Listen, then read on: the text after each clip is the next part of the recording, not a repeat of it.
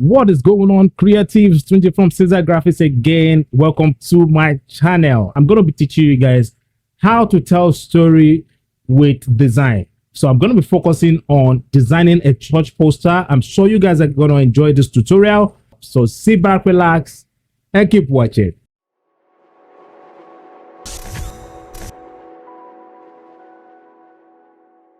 Before I get to the project, I want to quickly let you guys know what the project is about and the goal I'm asked to solve, because every design projects have a job to do.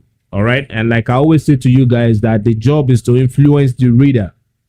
And I've never shared this with you guys before. I'm going to share with you guys now. Every successful design must go through this first step I'm about to share with you guys. Step number one is that's after you receive the brief, all right, because you need the brief to do this first step. Step number one is the research, all right. Step number two is the brainstorming. Step number three is the conceptualization of the project, and number four is the visualization of the project. All right, I've solved the research parts, okay, and I've also solved the brainstorming parts.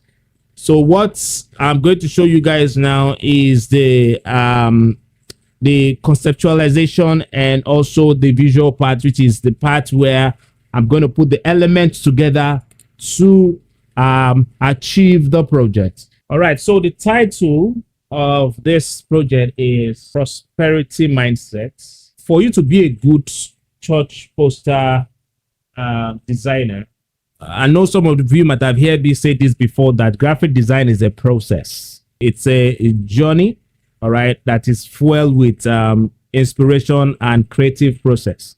All right, so for you to be able to know how to solve church poster design goals, you need to listen to messages, which is the process part of the church poster design. And when I listen to church, when I listen to messages, most especially from my pastor, I always look at how they break down points.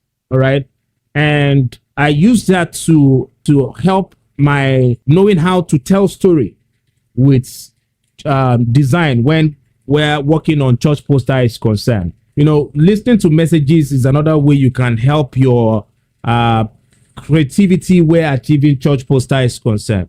Then the other thing you also need to learn how to do as a creative is you need to understand the message. You need to understand the goal. In fact, if you fully understand the goal, it's going to activate the creativity inside of you. It's going to wake up that creativity inside of you. Your lack of not understanding the message, the not digesting the message, is not going to help you where knowing how to solve the goal. So I've asked the right question, all right, and after getting the question from the client, I found out that the idea behind this project is to educate people on how to have a prosperity mindset. And I know most time when we creatives are asked to work on church poster design and we hear the word prosperity, the first thing that comes to our mind is to go get money, gold, and so on. Yeah, gold is also part of one of the ways you can depict prosperity. But so many people have been using the image gold. And one of the things that will make you stand out as a creative person is when you are good at doing something that people don't expect, when you are good at entertaining people. In fact, the entertaining part is how we draw viewers to look at our projects. Is another way we make clients trust us. I've had so many creatives ask me this question, that Ceasar, how do you normally think? How do you normally know the right visual to use on your project? I've told you what I do. I listen to messages and I take my time to understand the goal. So it's from the goal, all right, it's from the question I ask the client that I know the right visuals to use. So after asking the client question about, okay, what type of prosperity are we talking about here? The client said, okay, prosperity in the area of anything you find yourself doing. If you are into design, you should be like a leader in the design business. You are looking like a leader to your fellow designers. You are making progress in that area. All right. So prosperity is not only on money, is you doing well in anything you find yourself doing. And for you to have a prosperity mindset, it means what you carry is not something that money can buy. In fact, prosperity simply means you having what money can't buy. Something that, it should be something around having much more than enough. All right. So when the client mentioned the word much more than enough, I took my time to understand, okay, so what type of image can I use to depict much more than enough? If you're saying much more than enough, it means you have to use something that cannot be counted, something you can't count. And I'm sure if I ask every one of you here now to drop ideas on what you can't count, I'm sure you guys are going to call so many things. One of it is, maybe I should quickly help you guys. One of it is, all right, so you cannot count sand. Okay. And what else again we can't count?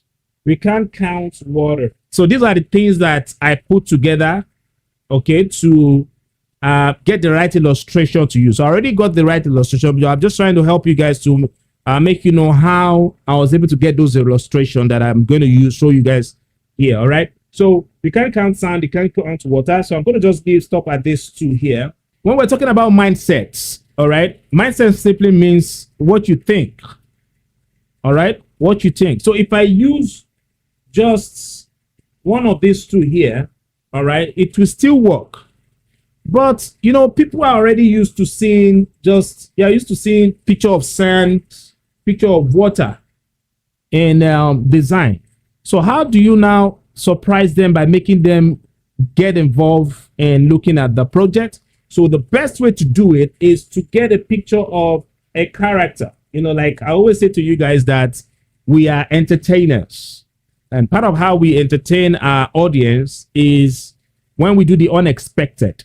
All right. When we do the unexpected. Now, when I say do the unexpected, I'm not saying you should now do something abstract to the point where people will find it difficult to define the message. And that's why every successful design must be accessible. It must be interesting. It must inform and also communicate. What we're going to do is to now combine the picture of the character with one of these two here. Okay, so the use of sand and character can work, but it's going to change the message. In fact, it's going to make it look more like we're talking about the beginning, how man was created. But in this on this project here, I'm trying to do something that will be easier for people to quickly get the message. So I'll prefer to use a picture of a man and water. What I now need to do is to find a way to combine, all right, the character and the water. So what I'm going to do is, I know so many of you have heard of this concept before, which is double exposure, all right, because one of the ways I combine images together, all right, two separate images together is double exposure. So I'm going to use double exposure. When you are putting your elements together, all right, you need to understand the contents, all right, the elements they are planning to use. Understand it to the point where it's what will help you know the right frame to use for the project. So I'm not using the box frame for this project. I'm using the portrait Instagram frame for this project here. All right, so I already have the frame here. And for those of you that care to know, the frame size is 890 by 3113. 890 by 3113. So I'm going to select the OK button now. And let's start working on this project. So I'm going to drag the image of the character in now. Let's see here. So I'm going to drag this and draw here. All right, now this is looking too big. And I'm going to first off convert this to a smart object. So the reason why I always convert my layer to a smart object is because it's possible I may still end up changing the frame size of the image. I may want to scale it and make it bigger than what I have now. So in order for me not to lose the quality of the image, I always prefer to convert it to a smart object. Now, there are several reasons why you need to always convert your layer to your smart object. So the other reason why I decided to use a picture of a man smiling is because as someone who is prospering in what he or she is doing, we never squeeze face.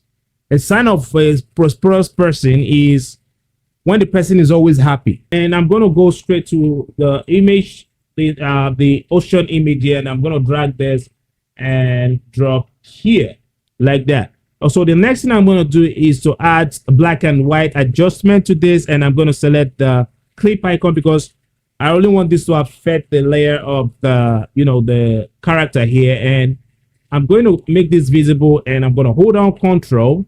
Let's just put this in a group. So I'm going to hit Control G, and I'm going to call this ocean. Okay. I'm going to hold down Control and click on the thumbnail of the character layer. Let's just give the layer name. I'm going to call the layer Dude. And I'm going to make sure that I'm on the, my cursor is on the group layer, and I'm going to hold down Alt and click on the layer mask icon. So I'm going to hit Control I to reverse the mask like that.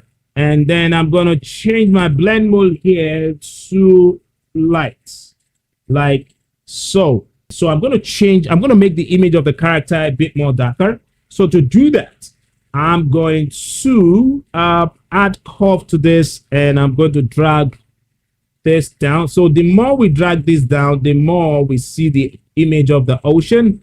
And I'm going to go straight to the folder where I have the ocean and move this down a bit. All right. So I'm going to move this to somewhere around here like that. And I think we are losing the eye of the subject here. So we need to bring the eye back. So what I'm going to do now is I'm going to select the layer mask of the curve now, and I'm going to select the brush tool, and then I'm going to make this a bit bigger like so. And let's see if I okay, you know what we'll do, guys. So let's take the curve away from this side of the face. So I'm going to switch to black here. My foreground needs to be on black, and I'm going to take this out from here. All right, because I really need to make people know that this is actually someone's, face. All right, so I'm going to move this here like that. All right, so then the other thing I'm going to do again is I really want to give the project this, life, because right now everything is looking too flat and it's not really giving that project a life look. Because one of the things that I always help with making your project draw attention fast is when there's something that gives it energy. Now it depends on the type of project, but for this type of project that we're talking about, prosperity here, I'll prefer to use something that's going to give life to the double exposure that I'm doing here. All right, so let's see if we play with red here. I'm going to add, okay, let's just finish with the black and white. So if I move this up like that, yeah, and let's move this like so. And then I used the wrong brush here. All right, I used the hard brush, and that's why I'm going to zoom in. And that's why I'm seeing these effects around the nose of my subject here. So we need to fade that area. So what I'm going to do is I'm going to select the layer mask of the curve, and I'll go under the property tab here. And I'm going to add feathers to this. All right. I'm going to add feathers so as to fit that brush that I applied to the nose of my subject here. So this is good. So the next thing I'm going to do now is, so like I said, I need to give this life. So I'm going to go to Google now. I'm going to drag this here because I need you guys to see how I make my search. I'm going to go to Google image, and I'm going to type for like light flare. Yeah, so this is it. All right, I use this image a lot. So I'm going to drag this and drop here like that, and this should come up here. Or better still, let's move it out here for now. And I'm going to change the blend mode to screen. All right, and I'll move this to somewhere around here. I need to convert this to a smart object and activate the free transform and make this smaller like there. So I don't want to see this blue color that I have here on the ocean image. So I'm going to go down to the adjustment tab here, and I'm going to add hue saturation, and I'm going to move this down like that. Now this is making sense. So the other thing I'm going to do again is I'm going to add color balance.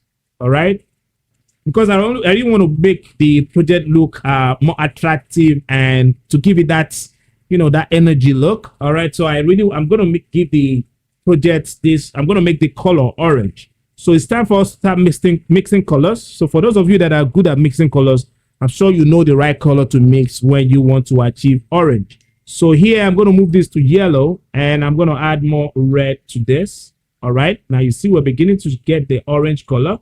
Well, I need to move this out because it's only affecting the image of the ocean like that, and I don't want that. I want it to affect the character's image also. All right, so I'm going to move this here like that and move this to the side like so. Cool.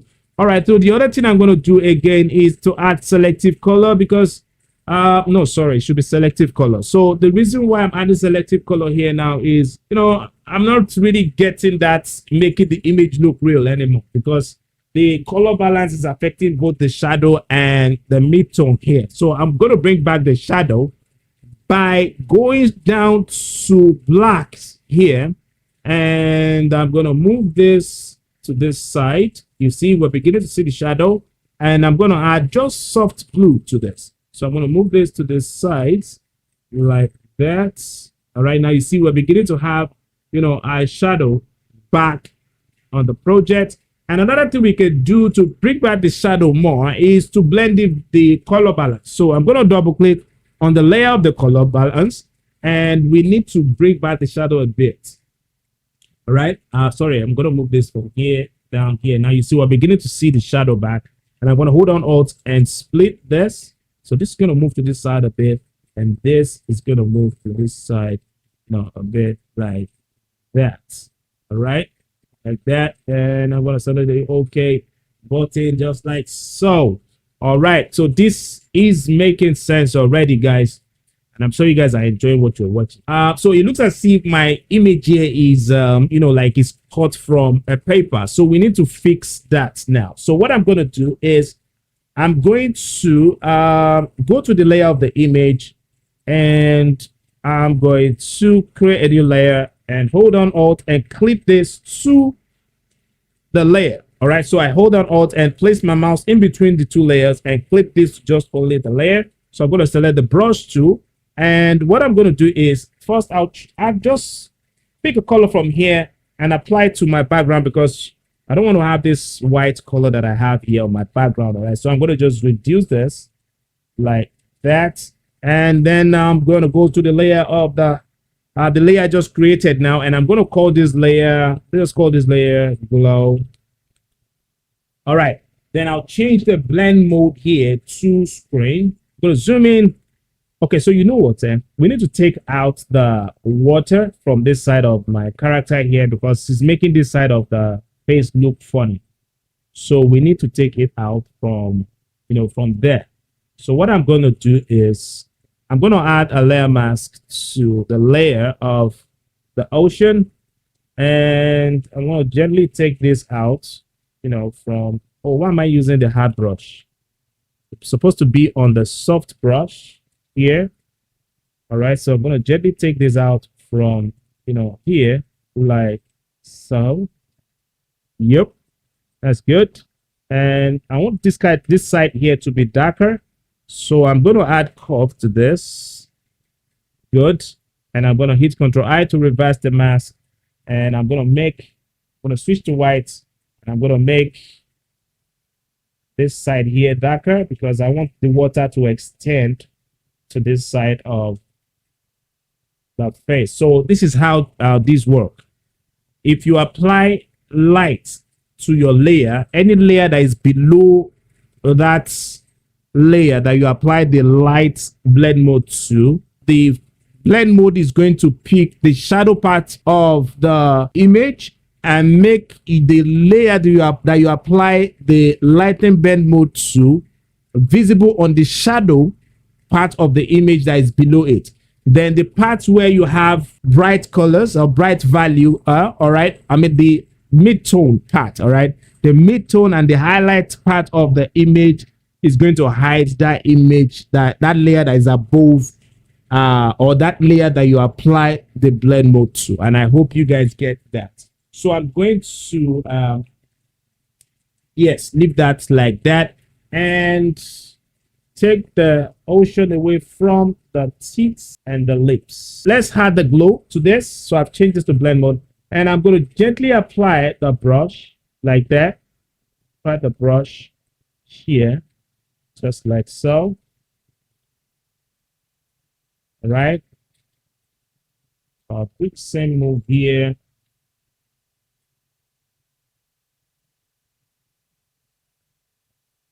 Because if we don't do this, it's going to make the image look like it's like it's cut out from a paper, right? And not really a fan of that. Okay. So I'm going to select the eraser tool and then softly take this out like that. Now you see project is already making sense. I'm going to go to the color lookup because I still want this to have that orange color. So I'll select color lookup here. I'll put this here and select hedgy amber. Okay, and this is looking more like it. So I'm going to reduce the opacity a bit like that, and I'm going to reduce this. I'm going to reduce the opacity of this layer.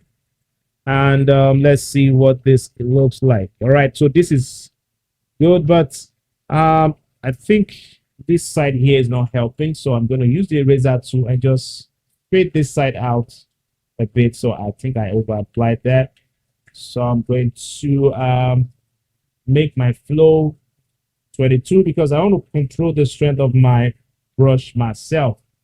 All right, like that. So I'll make a copy of this again to really give that, you know, glow to the projects like that. All right, and I'm gonna stamp visible the project by holding on Ctrl Shift Alt and E. All right, then I'll go to the blur tool here because, like I said, I don't want this to have that paper cutout effect look. All right, so I'm gonna blur the part of the edges. All right, because, you know, like what I always say to you guys, whenever you are working on projects like this, or whenever you're working on design projects, I want you to know that you are actually creating a scene. All right, you're creating a scene. So when you're creating a scene, know that what you're doing is to make the putting together of the elements look like they belong together. All right, so I'm going to move this here. All right, and move this here. Let's see what we can do now. So I'll right click again and convert this to a sparse object, and I'll go to filter and select camera raw filter, which is where I normally do the final color grading. All right, so I'm going to add sharpening to this. So I'm going to add sharpening because I always like to add contrast to my pixels. So I'm going to move this up here like that and hide this. And then for the basics, all right, so I really want the shadow, all right, to pop more. So I'm going to increase my contrast like that. All right, and for the highlight, all right, my background here, I still wanted to look a bit brighter. So I'm just going to move my highlight up a bit. All right, I'll move it up a bit like that. And for the shadow, all right, I'm going to move that up again like that. All right, because yeah, I want the shadow to be more stronger, but it's not always nice when everything is looking too dark. All right, so I'm going to just add this softly like that. And for the black, I'm going to move that down a bit like so. All right, so for the contrast, all right, I mean, for the texture, I'm going to increase the texture again to add more contrast to the pixels. All right, then I'm going to go straight to the color grading here. And yeah, I think, no, I don't have any issue with color grading. I'll go straight to the color mixer. And under my color mixer here, I want to have, I want to reduce the orange a bit and have more red. All right, have more red like so. Okay, and Yes, I have more red like that. Thinking of adding just soft red to the background. All right. So what I'm going to do is I'll go on the color grading here, and I'll go on the highlights, because the highlights simply mean the brighter area of your project is always the highlight. So I'm going to move this to red. All right. I really want to have that soft red to this. Okay. And not too heavy, just soft red. All right. And I'm going to increase this like that. And I like it this way. I like it this way. So what I'm going to do is I'm going to select the OK button, and let's see now. Beautiful. This is exactly what I want to achieve. This is exactly what I want to achieve, and this is beautiful. All right. I'm sure the tutorial is making sense now. So if you have not subscribed, please remember to hit the subscribe button, and also remember to check the post notification bell, because I'm going to be posting more tutorial like this for you to watch. So let's continue.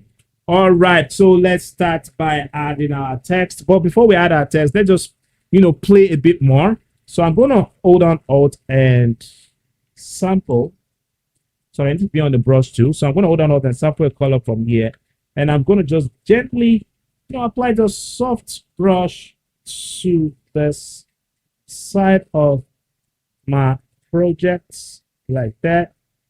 All right, so I'll do the same move here. Make the same move here. Make the same move here also. So let's start adding our text here now. So I'm going to go to my type 2 here, and I'm going to type prosperity. So we need to change the color. All right, let's just change the text color first. So I'll type prosperity. I'm going to use a modern type, because when we're talking about prosperity, the best font for a project like this is always modern type. Modern type are mostly used to depict luxury. All right, so I'm going to use a modern type. Let's just type modern. I think I have a font that's a character that is called modern. Or let's use Playfair. Okay, so I'm going to use Playfair. And let's see if I use the sentence case. And I'm going to close the space between the texts. And if I place the text here, is it going to affect the visibility? I think it's really affecting it. So maybe we should move it out and change the color to this. All right. And I'm going to make a copy again and just call this mindsets.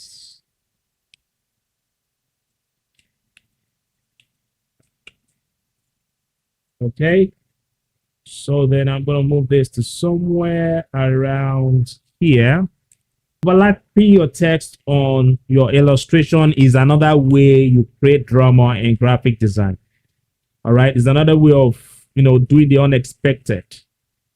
All right, so I can move this here, or let's move it down and let's see what this is going to look like.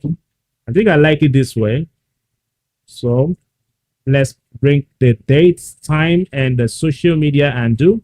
So I'm going to move the social media undo right under the title like that. Now I know some of you are going to say, Caesar, you don't think that's wrong. See, guys, one of the things that will help you, that's going to help you with achieving successful design layout, is when you stop that side of your head that is always saying things should always look like this. The breaking of the rules in graphic design is one of the things that gives you the opportunities to surprise the audience. When you are good at doing the unexpected, when you're good at doing what people don't see coming, trust me, is going to make people love your work, and they will respect you for what you do. So I'll convert this to a smart object because I'm using just one color for all the social media handles. So I'm going to change this to this. Please, guys, if you are enjoying what you're watching, I would appreciate if you can drop a message. All right, please. That's one of the ways you can support me. Let me know if you guys are actually picking from what I'm teaching you here. So I'm going to move this here. Let's see if I move this to somewhere here. It's here.